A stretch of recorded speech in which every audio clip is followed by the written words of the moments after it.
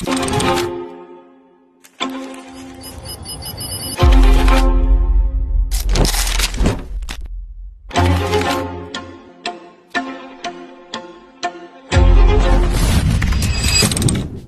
സുഖമല്ലേ?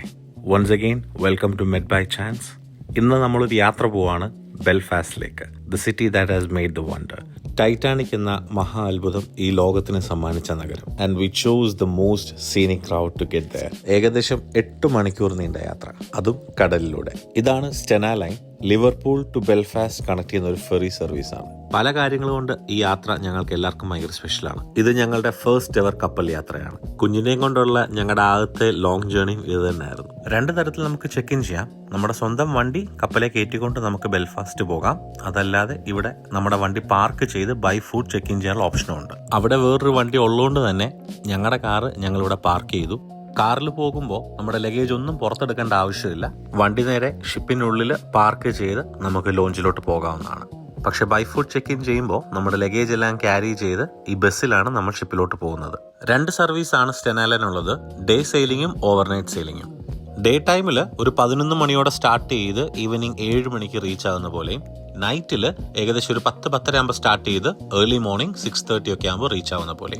ബെൽഫാസ്റ്റിലേക്ക് ഞങ്ങൾ overnight സെയിലാണ് choose ചെയ്തത്. തിരിച്ചിങ്ങോട്ട് ഡേ സെയിലാണ്. 2 യാത്ര എക്സ്പീരിയൻസ് ചെയ്യാലോ. ഷിപ്പിൽ കയറി ഞങ്ങൾ ലോഞ്ചിലേക്ക് നടന്നു. ലഗേജ് ഒക്കെ സീറ്റിൽ വെച്ചിട്ട് അവിടുന്ന് വ്യൂയിങ് ഡെക്കിലേക്ക്. ലിവർപൂൾ സിറ്റി സ്കൈലൈൻ ആണ് ഈ കാണുന്നത്. സെയിൽ സ്റ്റാർട്ട് ആവാൻ ഇനി ഏകദേശം 1/2 മണിക്കൂർ സമയമുണ്ട്. അപ്പോഴേക്ക് ഇതിനകമൊക്കെ ഒന്ന് കറങ്ങി കാണാമെന്ന് വിചാരിച്ചു. ഫെറി സർവീസ് എന്നൊക്കെ പറയുമെങ്കിലും സംഭവം ഒരു മിനി ക്രൂയിസ് തന്നെയാണ്.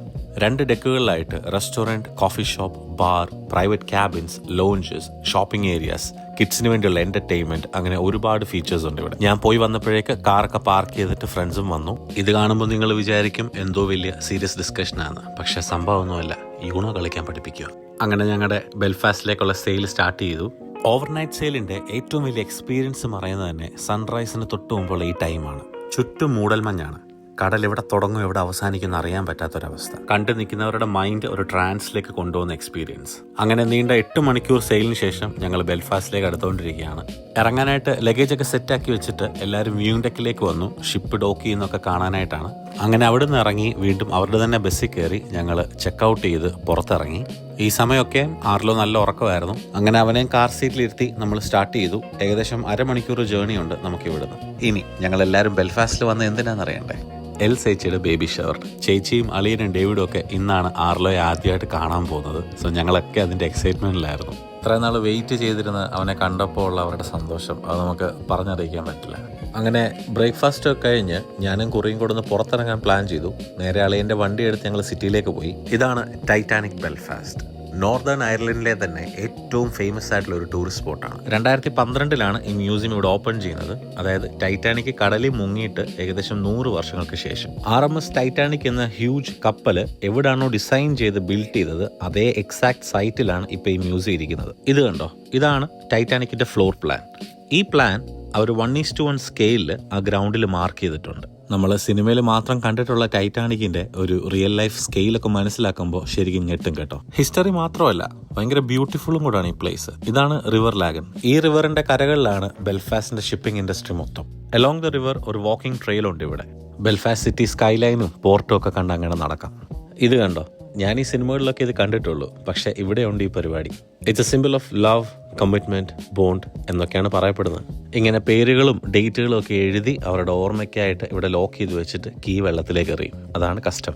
നിങ്ങൾ എത്ര പേര് ഗെയിം ഓഫ് ത്രോൺസിന്റെ ഫാൻസ് ആണ്? അതിവിടെ നോർത്തേൺ അയർലൻഡിലാണ് ഷൂട്ട് ചെയ്ത് നിങ്ങൾക്ക് അറിയോ. ആ സീരീസിനെ സെലിബ്രേറ്റ് ചെയ്യുന്ന ഒരു ആർട്ട് ഇൻസ്റ്റലേഷൻ ആണിത്, ഗ്ലാസ് ഓഫ് ത്രോൺസ്. ഇവരാണ് Samson and Goliath. 140 metre wide സ്പാനിൽ നിന്നുകൊണ്ട് ഏകദേശം 840 ടൺ വരെ ഭാരം പൊക്കാൻ കഴിയുന്ന ക്രെയിൻസ്. ബെൽഫാസ്റ്റിൽ എവിടെ നിന്നാലും നമുക്ക് ഇവന്മാരെ കാണാൻ പറ്റും. അങ്ങനെ ഞങ്ങൾ അവിടുന്ന് ദ ഗ്രേറ്റ് ലൈറ്റ് കാണാനായിട്ട് മുന്നോട്ട് നടന്നു. One of the largest lighthouse lenses in the world. അതാണ് ഈ ഐറ്റം. ഈ മ്യൂസിയത്തിനുള്ളിൽ ഒരുപാട് വേറെ എക്സ്പീരിയൻസ് ഉണ്ട്. ഒരു ചെറിയ മിനി തീം റൈഡും അതുപോലെ തന്നെ കപ്പലിലെ ക്യാബിൻസ് ഒക്കെ ഒരു റീക്രിയേറ്റ് ചെയ്ത് വെച്ചിട്ടുണ്ട്. പക്ഷേ അതിലോട്ടൊക്കെ കയറാൻ ഞങ്ങൾക്ക് ഇപ്പോൾ സമയമില്ല. ഞങ്ങൾ ജസ്റ്റ് അവിടുത്തെ സ്റ്റോർ മാത്രം ഒന്ന് വിസിറ്റ് ചെയ്തു. നിങ്ങളൊരു ടൈറ്റാനിക് ഫാൻ ആണെങ്കിൽ this store will amaze you. പെയിന്റിങ്സും മോഡൽസും തൊട്ട് അന്നത്തെ ജ്വല്ലറിയും പാത്രങ്ങളും ബാഗുകളും ഒക്കെ ഉൾപ്പെടെയുള്ള ഒരു കളക്ഷൻ.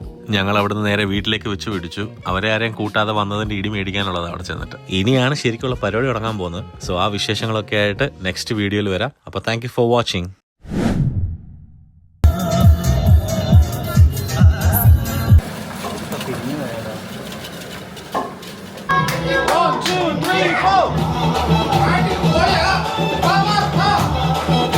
പാണ്ടിപ്പട്ടാളം ഇത് പകടപ്പട്ടാളം